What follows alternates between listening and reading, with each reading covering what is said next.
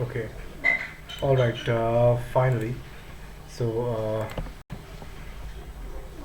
okay, guys, am I audible and visible now? There was some issue here, some sort of issue that we had been facing. Let me just check. Yes, yes. I think I'm finally audible and visible. So,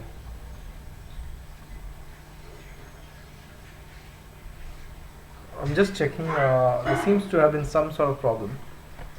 Okay, and okay. All right. So we had been discussing all about.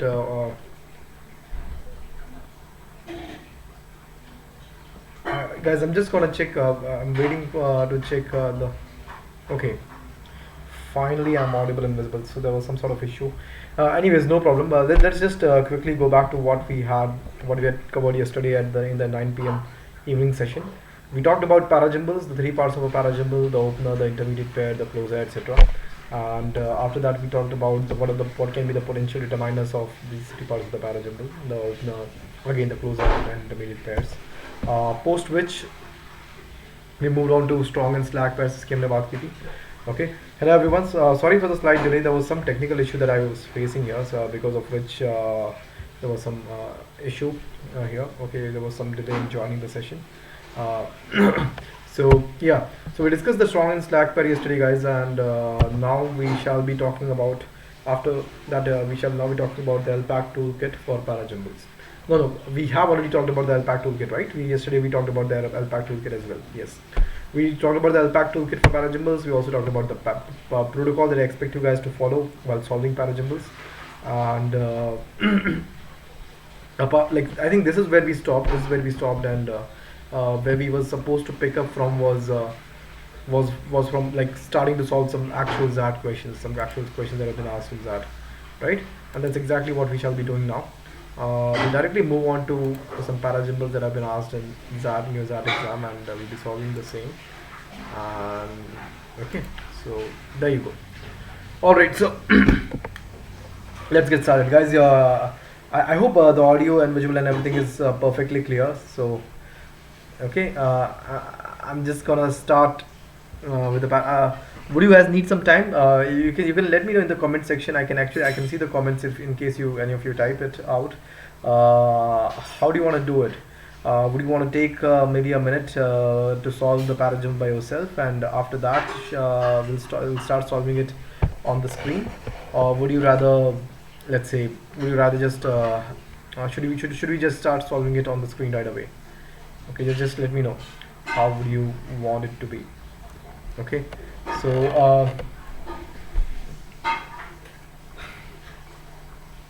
okay, so I'm gonna give you chalo, I'll do what I'll give you 1 minute. We do not have much time remaining, otherwise I would have given you 2 minutes for every para-jumble, but given the shortage of time, I'm just gonna give you 1 minute exactly to solve this para-jumble by yourself before we start solving this on our screen. Okay.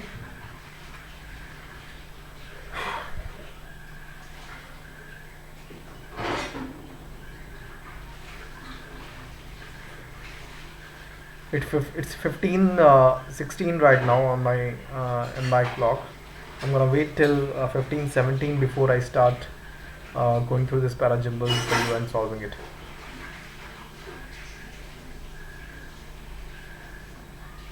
I'm gonna wait exactly for 1 minute. See, I understand that the first sentence of the para-jumble you might not be able to view this part, but this just says vessels to radiocarbon dating to mass spectrometry GCSS, and to identify their structure. So you don't have to be worried about that. There's not much that you're missing here. Okay, so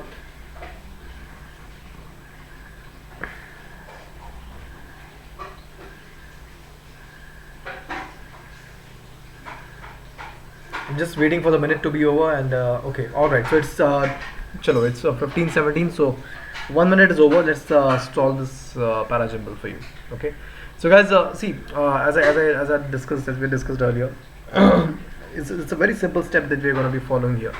The step is where the first thing we're going to be doing is go through the whole para-jumble and like point out the clues. Second step is using the clues we try to find strong and slack pairs, and then we using the strong and slack pairs we try to find the skeleton, and hence solve the para-jumble. In the meanwhile, while doing all of this, the whole process of while solving the para-jumble, organically we'll also keep a tab on the options and try to eliminate as many options as we can, and see if we can get to the answers a little quickly. Okay, just by looking at options. Okay, all right, so let's start. They subjected the residues. Okay, first things first, right? Soon as you see the pronoun they, it should have your antennas go up like anything, right? As soon as you say they, it is definitely a clue. They subjected to the residues from sherds of blah blah blah blah blah. So this they is a pronoun which should definitely refer to and is some antecedent that should be probably present in one of these sentences, right? And hence that's the first clue. Second, they subjected the residues from sherds of the Raita vessels, of the Raita vessels, right? Correct? Of the Raita vessels. Now, are Raita vessels something that is like extremely well known across the world? It is not, right? It's not like you're talking about the I don't know, the Taj Mahal or something that is really well known. If there's something that is already quite well known, in that case you can use a definite article for that. But if it is not well known, you use the definite article only when that item has already been introduced earlier before that sentence. That means vessels must have been talked about earlier before the sentence. So right, so that is also a clue. It's very clear. Next, to radiocarbon so they subjected the residues from sherds of the Raita vessels to radiocarbon dating to determine their ages and chromatography, mass spectrometry GCMS to identify their structure and isotopic composition, and found that the vessels were used to store cheese. All right. So basically, so they subjected the residues to radiocarbon dating and basically did some experiments to find that the vessels were actually used to store cheese. All right, fair enough. Let's go to the next sentence. In many Neolithic sites near the Adriatic Sea, researchers unearthed cone-shaped clay vessels known as Raita. This is a clue, you guys. Without a doubt, known as Raita. Raita is being introduced here, that's for sure. Okay, with 4 legs at the bottom and a round opening on the side. So Raita is being introduced in 2 and Raita is being talked about in 1. So that's one thing that you can be pretty sure about is like 2 and 1 would be a slack pair. Like 2 and 1 would definitely come after 2. It cannot come before 2, right? With 4 legs on the bottom and a round opening on the side. Alright, fair enough. Let's go to the next one. Next, fresh milk couldn't be kept for long without going bad. Cheese on the other hand, please, you should be able to relate this cheese on the other hand with the cheese that has been mentioned here, right? So fresh milk couldn't be kept for long without going bad. Cheese on the other hand could be stored for months at a time, providing much needed calories to early farmers between harvests.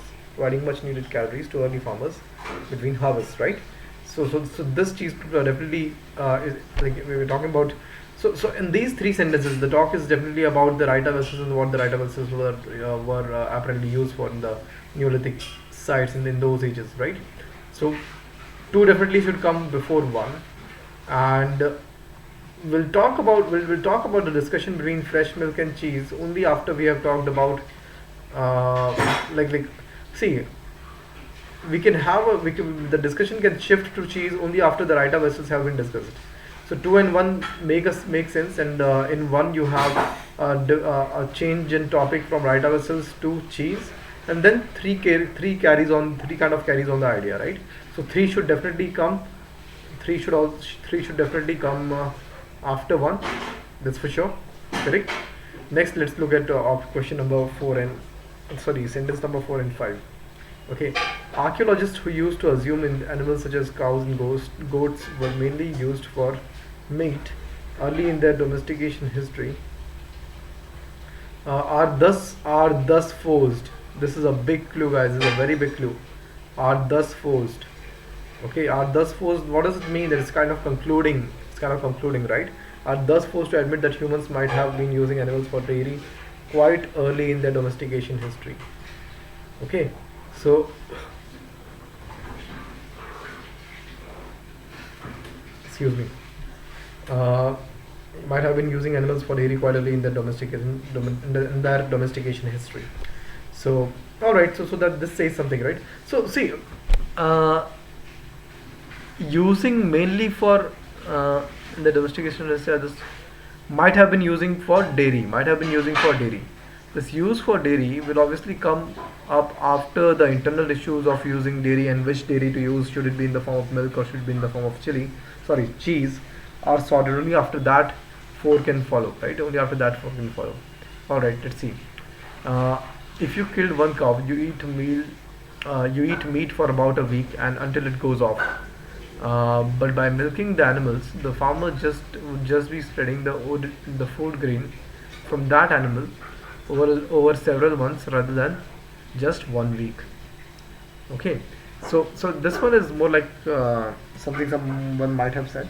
So if if you kill one cow, you eat the meat about a week and until it goes off.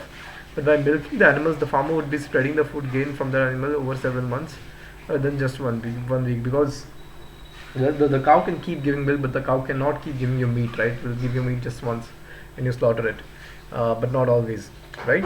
So anyhow, but that's not of much significance here. What is actually of much significance here is that the discussion between dairy and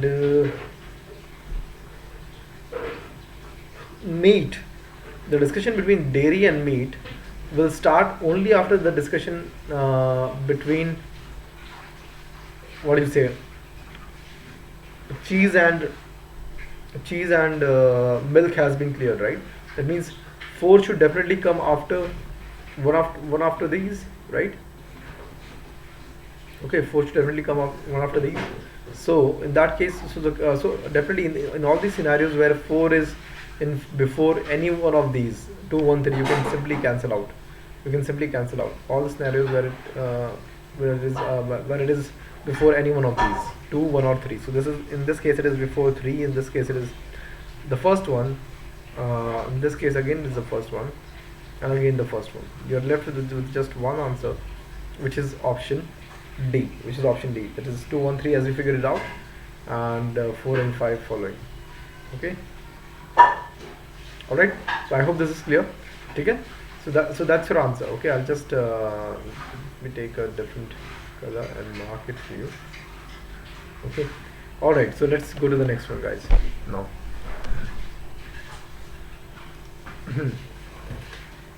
The next. You can see the answer here, right? This is the answer. Let's go to the next one. Okay. Para-Jumble number 2. See guys, because of the lack of time, I won't be able to give you time by yourself to solve this question. What I'm actually gonna do, I'm just gonna solve it for you on the screen. You can just try to observe the method that I use or the step-by-step protocol that I go for while solving this question, okay, and maybe try to learn from that. Just to give you a glimpse of how exactly am I solving the Para-Jumble. I'm actually following the protocol that we discussed quite religiously, and for good reason, in fact. So I'm just gonna show you that, okay, so that you get a little idea. See, this is exactly what we are doing, right? First we look at clues. LPAC clues and obtain a sense of the paragraph and LPAC clues. Then we identify strong and slack pairs using the LPAC clues. Then we form skeleton using the strong and slack pairs, and then we get to the answer. Okay, so that's how we're doing it, right? Exactly. And so let's follow the same idea with the let me demonstrate the same method or way in the second Para-Jumble. Okay, so an in-depth exploration, let's start with this. An in-depth exploration of the Indian case and case studies of early adopters of mobile technology will provide spectrum managers a pragmatic and modern approach whereby they could utilize their resources efficiently and optimally. Okay, all right. So maybe something about basically spectrum managers or modern approach, resources efficiently and optimally, etc., etc., etc. Okay, let's read the next sentence. Even as spectrum management requires a regime uh, from even so wait, just let's read the second sentence well. Even as spectrum management regimes are moving from a command and control regime to a flexible use regime. Okay, I'm just going to mark this: from a command and control regime to a flexible use regime. New technological developments are suggesting that there are significant opportunities in managing large swaths of spectrum as a common property resource, in addition to flexible use. Okay. So what does this mean? What does this mean? See, guys, it's also important to understand here. How the logic is working out. So in this sentence, what the author is simply saying is that okay, it's probably spectrum management. The requirements of spectrum management are moving from the common command and control model or style to a more flexible style, right? But even after that, even as that may be the case, there are new technological developments that suggest that there are still significant opportunities remaining in the command. There are still significant opportunities remaining in the command and command and control regime, or maybe which can also be known as as a common property resource. Which can be defined as managing large swaths of common property swaths of spectrum of a common property resource, right?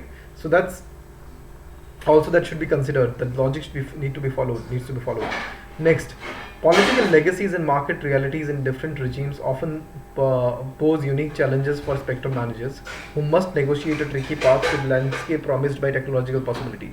Guys, you should be able to relate this. I'm going to use a different ink for to clarify this to you a little better. Just give me a second. And so just 1 second. Okay, 1 second. I'm going to use the yellow color. Yeah. Okay.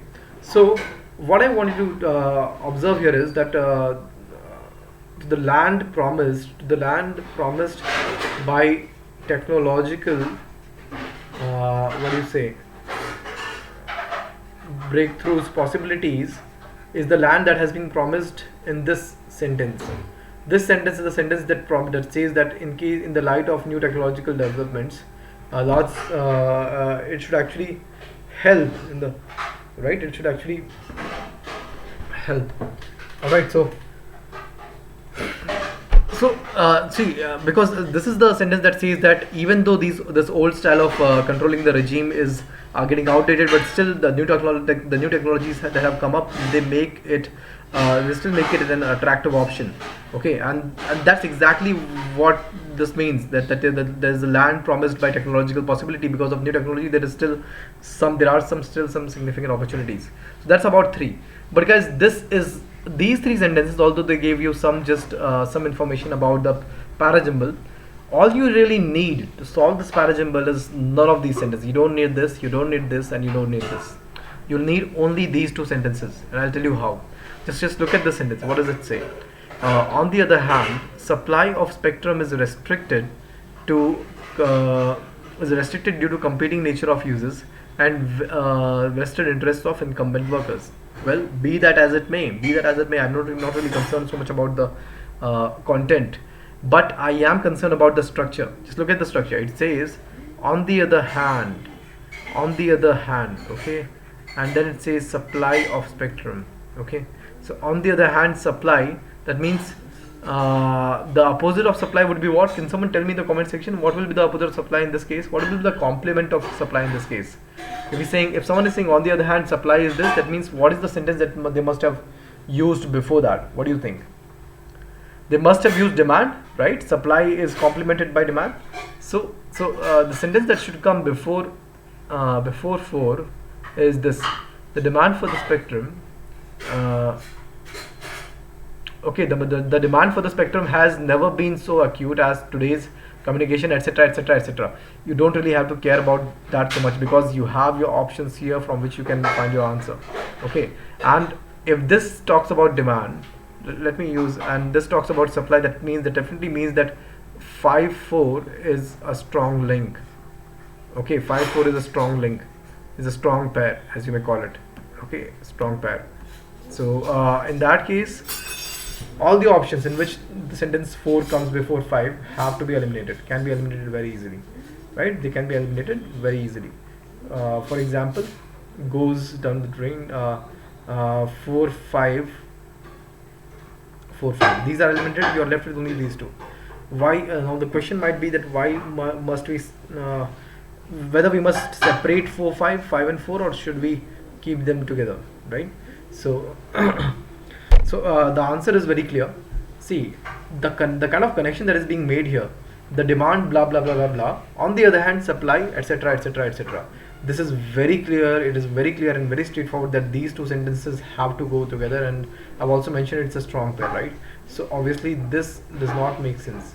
What makes sense is option E, okay, which has 5 4. All the other options have either 4 5 or maybe something in between 5 and 4. Okay, all right. So that's about solving this particular Para-Jumble, guys. I hope you liked the session, and there are some more. In the upcoming days, I'll try to take some more YouTube classes where we'll be navigating through your Para-Jumbles. At the same time, we'll also be doing some para summary and other critical reasoning questions for that. Okay, so stay tuned. My usual YouTube timings are 9 p.m. on Saturday. It is usually 9 p.m. on Saturday. I'll just write it down here if you want. It is okay. It's 9 p.m.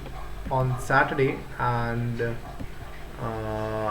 on Sunday it is usually 3 p.m. So you can stay tuned for these dates, for these classes, if you like them. And that's it.